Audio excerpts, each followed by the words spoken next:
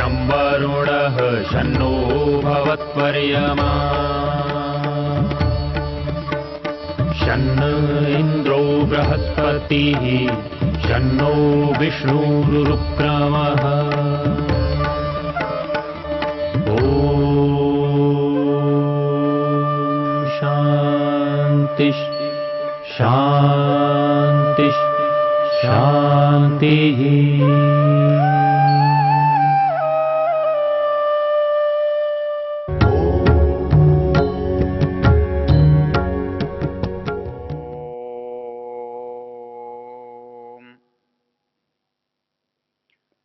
ये वेद प्रवचन, वेद ज्ञान की चर्चा है और इसमें हमने बहुत सारे वेद के उन मंत्रों पर विचार किया जो एक सामान्य जीवन में उपयोगी होते हैं।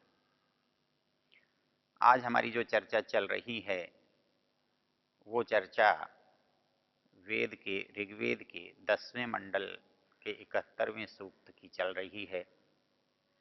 इसका ऋषि बृहस्पति है और इन मंत्रों का देवता ज्ञान है, अर्थात इन मंत्रों में ज्ञान की चर्चा की गई है।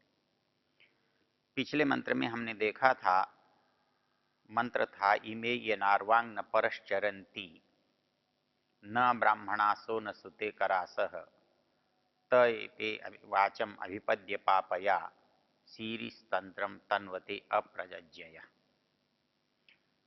सबसे रोचक बात जो हमारे ध्यान करने की ये है कि इस संसार में सब मनुष्य सदा एक से नहीं होते, हो भी नहीं सकते, क्योंकि चाहे हम इस सृष्टि में एक साथ भी यदि आएं तो भी हमारे संस्कार, हमारी मानसिकता अलग अलग होती है। क्यों? कि हम अपनी पिछली मानसिकता के साथ यहाँ आते हैं। जैसा कि योग दर्शन के एक सूत्र में कहा गया है, ततस्तद विपाकानुगुणानामेव अभिव्यक्तिर्वासनानाम। जब एक योनि से व्यक्ति का जन्म दूसरी योनि में जाता है, एक शरीर से व्यक्ति दूसरे शरीर में जाता है, तो वहां उसको किन संस्कारों की आवश्यकता होती है? तो ईश्वर की व्यवस्था में जो जीवन है, जैसा शरीर है, जैसी प्राणी को योनि मिली है, उसके अनुसार ही पुराने जो संस्कार हैं वो उद्भूत हो जाते हैं। तद विपाक अनुगुणानामेव अभिव्यक्तिर्वासनानाम। हमारी जो वासनाएं हैं, संस्कार हैं, वो तद अनुगुणम, उसी के अनुसार, जैसी वहाँ उपयोगिता है, आवश्यकता है, उसी के अनुसार पिछले संग्रह में से वो चीज हमारे सामने उपस्थित हो जाती है। तो इसलिए वेद जो बात कह रहा है वो ये कह रहा है कि संसार में सदा ही ऐसे लोग रहते हैं जो या तो बहुत उत्कृष्ट ज्ञान विज्ञान और आस्था के से जुड़े हुए होते हैं, या जो मध्यम स्तर के होते हैं, या जो निम्न स्तर के होते हैं। उसमें ऐसा कभी नहीं होता कि एक ही तरह के लोग हों। तो एक ही तरह के लोग तो इसलिए भी नहीं हो सकते कि शरीर से जब एक जैसे नहीं हैं, तो वातावरण से एक जैसे नहीं हैं, तो बुद्धि से कहाँ से एक जैसे हो जाएंगे? सबके पास क्योंकि अपनी अपनी है, अपनी बुद्धि है, अपना चित्त है, अपने संस्कार हैं, और वो जन्म जन्मांतरों से इकट्ठे होते चले जा रहे हैं। तो कोई भी दो व्यक्ति, चाहे वो भाई क्यों न हो, चाहे एक ही माता पिता की संतान क्यों न हो, एक ही परिवेश स्थान के क्यों न हो, वो एक जैसे नहीं होते।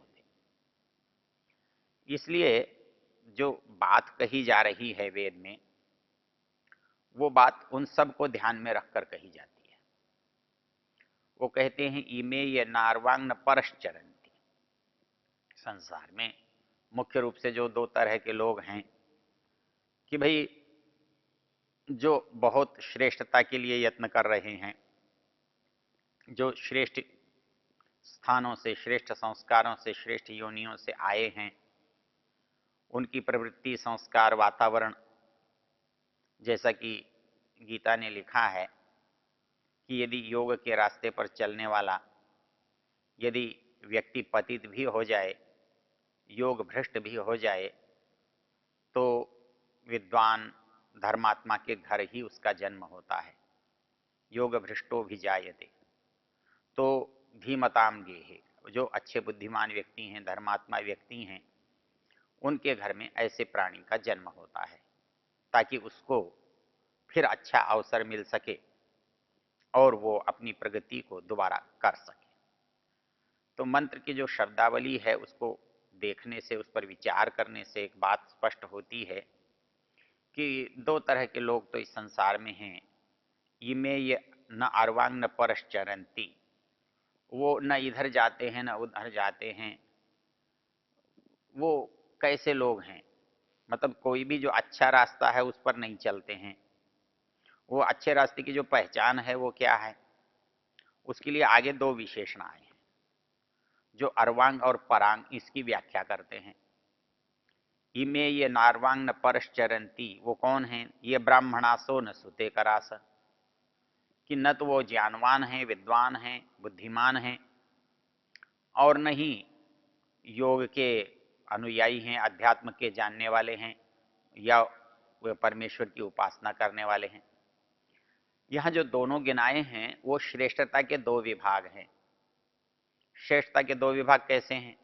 मतलब संसार में रहते हुए जिनका जीवन औरों की अपेक्षा से अच्छा है, जो सुख स्वर्ग की कामना करने वाले हैं, जो धर्म का आचरण करने वाले हैं, जिनको शास्त्र की भाषा में पितृयान का यात्री कह सकते हैं, पितृयान मार्ग के जाने वाले लोग हैं, और जो सुते करास हैं वो देवयान मार्ग के जाने वाले हैं।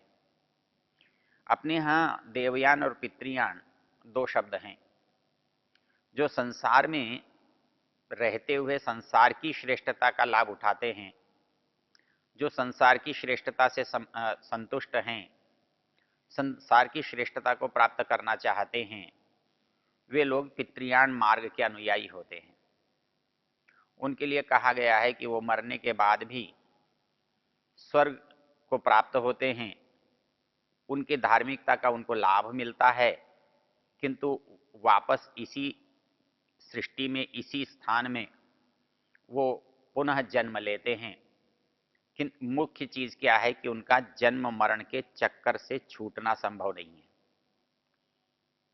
इसको यदि उपनिषद की एक पंक्ति से हम देखना चाहें तो कहा है, इष्टापूर्तम मन्यमाना वरिष्ठम नान्यत श्रेयो वेदयन्ते प्रमूढ़ा ते नाकस्य पृष्ठे सुकृतेन भूत्वेमं लोकम हीन तरंचा विशन्ति। हालांकि यज्ञ करने वाले लोग अच्छे कहलाते हैं, इष्ट और आपूर्त के करने वाले लोग अच्छा कहलाते हैं, जो परोपकार करने वाले लोग हैं वो अच्छे कहलाते हैं, लेकिन इस मंत्र में कहा है इष्टापूर्तम मन्यमाना वरिष्ठम। जो इसी को सबसे श्रेष्ठ मान लेते हैं, इसी को सबसे ऊंचा मान लेते हैं, उनका क्या होता है? नान्य श्रेयो वेदयन्ते प्रमूढ़ा, वो मूढ़ है। उन मूर्खों को पता नहीं है कि इससे ऊंची स्थिति भी है। वो लोग क्या करते हैं जो ऐसा नहीं मानते हैं? वे नाकस्य पृष्ठे सुकृतेनु भूत्वेमं लोकम हीन तरंचा विशन्ति। वो स्वर्ग को तो प्राप्त करते हैं, वो सुख को तो प्राप्त करते हैं। संस्कृत में नाकह शब्द जो है स्वर्ग के लिए आता है। अकह दुख को कहते हैं। न अकह, जहां दुख नहीं होता है उसे स्वर्ग कहते हैं। कहते हैं नाकस्य पृष्ठे सुकृतेनुभूत, अपने जो सुकृत हैं, अपने जो पुण्य कर्म हैं, अपने जो धर्म हैं, उनके संचय से, उनके संस्कारों के बल से वो क्या करते हैं? वो सुकृत से स्वर्ग का अनुभव करते हैं, लेकिन वो वापस इमम लोकम हीन तरंचा विशन्ति, वापस इस धरती पर सामान्य दुनिया में उनका जन्म होने लगता है। वो इस रास्ते पर फिर वापस लौट कर आ जाते हैं। वो इस जन्म मरण के जो चक्र है, बंधन है, इससे नहीं छूट पाते। अर्थात इस संसार में जिनको आप अच्छा कहते हैं उनके दो भेद हैं या दो रूप हैं। एक जो संसार को श्रेष्ठ मानकर उसके अनुसार धार्मिक श्रेष्ठ पुण्य का आचरण करके संसार के सुखों का उपभोग करते हैं, संसार में स्वर्ग का अनुभव करते हैं, उनको निश्चित रूप से उस पुण्य का फल तो मिलता है। लेकिन उस पुण्य का फल मिलने के बाद भी ऐसा नहीं है कि वो जन्म मरण के चक्र से छूट जाएं। वो जन्म मरण के चक्र में तो फंसे ही रहते हैं। तो इसलिए कहा है इमम हीन तरंच अविशंति। उसको वेद कहता है इमे ये नारवांग न परश्चरंती, जो न इस रास्ते के चलने वाले हैं न उस रास्ते के चलने वाले हैं। तो इस रास्ता और उस रास्ते को हम पहचानेंगे कैसे? तो कहता है ते न ब्राह्मणास न सुते करास। ब्रह्म ईश्वर को कहते हैं, ब्रह्म वेद को कहते हैं, ब्रह्म ज्ञान को कहते हैं। अर्थात जो संसार में उत्कृष्ट ज्ञान है उसका अनुगमन करने वाले हैं, उसको काम में लाने वाले हैं, उसके अनुसार आचरण करने वाले हैं, न तो वो ब्राह्मण हैं, न सुते करास, न वो अध्यात्म मार्ग के पथिक हैं, आत्मा परमात्मा के विवेचन में लगे हुए हैं, जो भिक्षु बन करके एकांत सेवी बन करके जो आत्मा और परमात्मा के चिंतन में लगे हुए हैं। दो तरह के लोग इस संसार में पाए जाते हैं, और उन दोनों में से जो नहीं है तो इमे ये नारवांग न परश्चरंती न ब्राह्मणासो न सुते करास, वो क्या होते हैं? कहता है त एते वाचम अभिपद्य पापया। वो यद्यपि वाणी को प्राप्त कर लेते हैं, वाणी का वरदान उन्हें मिल जाता है, लेकिन वो जो अपने संस्कार हैं, बुरे संस्कार हैं, पापी संस्कार हैं, अधर्म के संस्कार हैं, अभिपद्य पापया सीरिम तंत्रम तन्वते अप्रज्ञय। अर्थात वो तीसरी तरह के जो लोग होते हैं जिनके यहाँ अच्छे और बुरे की कसौटी नहीं है, वो जो केवल इच्छाओं को महत्व देते हैं, शरीर की आवश्यकताओं को ही पूर्ति का कारण मानते हैं, उनको ही पूर्ति करने में अपने को सर्वस्व को लगा देते हैं। इस संसार में विचित्रता क्या है कि हमारी जो शारीरिक इच्छाएं हैं, हम उन शारीरिक इच्छाओं को तो पूरा कर भी लेते हैं, किंतु हमारे मन में जो इच्छाएं होती हैं उनको हम पूरा नहीं कर पाते। तो उन मन की इच्छाओं को पूरा करने के लिए जो हम प्रयत्न करते हैं, वो प्रयत्न हमें अनुचित रास्ते की ओर बढ़ा देते हैं। वो अनुचित रास्ते की ओर क्यों बढ़ाते हैं? इसलिए कि हमारी जो शरीर की इच्छाएं हैं वो तो हम पूरी कर सकते हैं, उनकी मात्रा सीमित होती है, लेकिन वो जो हम पूर्ति करना चाहते हैं यदि उसको हम मन से जोड़ देते हैं और मन के अनुसार चलने लगते हैं, तो मन इस शरीर से अपनी इच्छाओं को कभी भी पूरा मानता नहीं है, होने नहीं देता है। अर्थात पूरा जीवन बीत जाता है किंतु हमारा शरीर असमर्थ होकर, अशक्त होकर निष्क्रिय और निरर्थक बन जाता है, लेकिन तो भी हमारी इच्छाएं कभी भी समाप्त नहीं होती हैं। इसके लिए उसने यही लिखा है तृष्णैका तरुणायते, जो एक तृष्णा है, एक इच्छा है, वो सदा जीवित रहती है। तो उसको जो यहाँ इन्होंने कहा तयेते वाचम अभिपद्य पापया, उसके लिए एक शब्द प्रयोग किया सीरिस तंत्रम तन्वते अप्रजज्ञय। वो अप्रजज्ञेय हो जाता है मनुष्य, अर्थात उसमें प्रज्ञा काम नहीं करती, वो बुद्धि का उपयोग नहीं कर पाता, विवेक उसके पास काम लेता नहीं, विवेक उसके पास होता नहीं। तो फिर वो कैसे चलता है? वो शरीर से चलता है। जो शरीर के अंदर इच्छाएं हैं, भावनाएं हैं, वो उनकी पूर्ति के में लगा रहता है, और वो ये समझता है कि इस शरीर को ही बनाना, इस शरीर को ही संवारना, इस शरीर को ही सुंदर रखना, इस शरीर की ही इच्छाओं को पूरा करना, यही स्वर्ग है, यही लाभ है, यही यहाँ का प्रयोजन या उद्देश्य है। तो ये कहता है कि ऐसे जो अप्रजज्ञ लोग हैं, अर्थात जो केवल शरीर के स्तर पर जीते हैं, जो शरीर की इच्छाओं को पूरा करना ही अपना धर्म मानते हैं, तो जो भोग विलास को ही पूर्ण समझते हैं, वो जो उसमें लगे रहते हैं, तो शीरिस तंत्रम तन्वते, वो अपनी जो नस नाड़ियां हैं, अपने जो शरीर के बंधन हैं, तो उनको उनका ही विस्तार कर लेते हैं, वो ही अपने शरीर को पुष्ट करने में लगे रहते हैं। तो वो अपने शरीर की पुष्टता को ही अपनी पुष्टता मानते हैं। वो अपने भावनाओं को शरीर के माध्यम से ही ये समझते हैं कि मुक्ति का सबसे बड़ा उपाय है।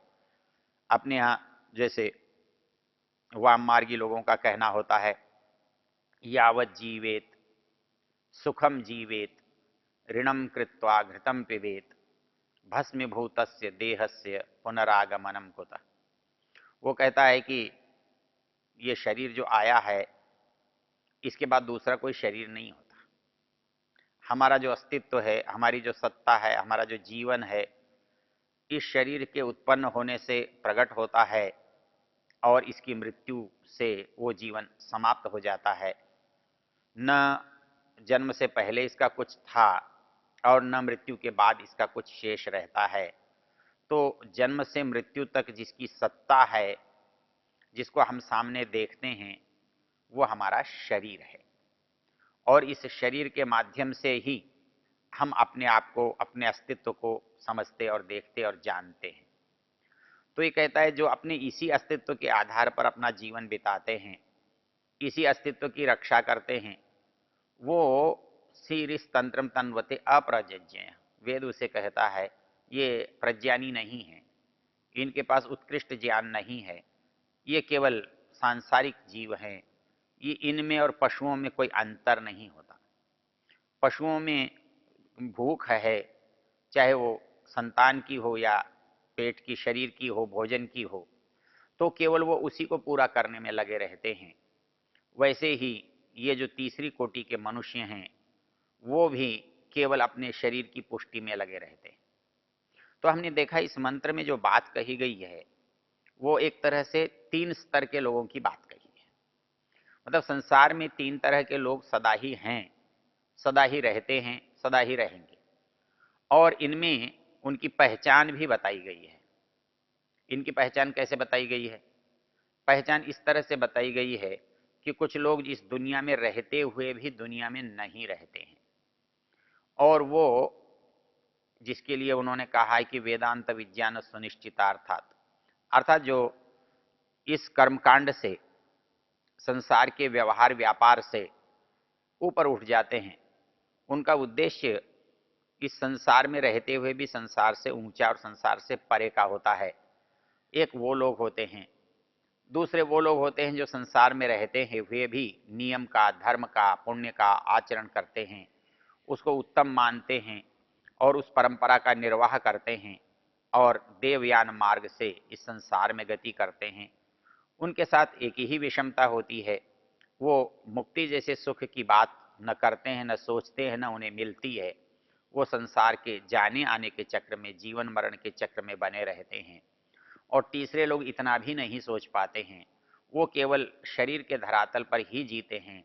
इसलिए वेद कहता है कि हमें इनमें से जो श्रेष्ठ रास्ता है वो ज्ञान से प्राप्त होगा और उसे ही प्राप्त करना चाहिए। ओ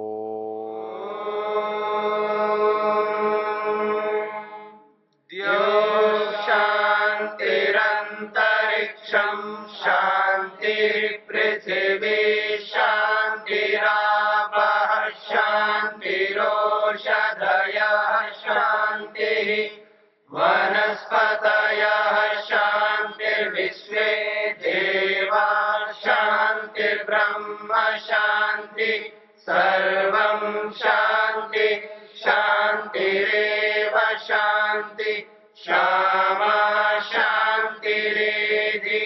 ओम शांति शांति शांति।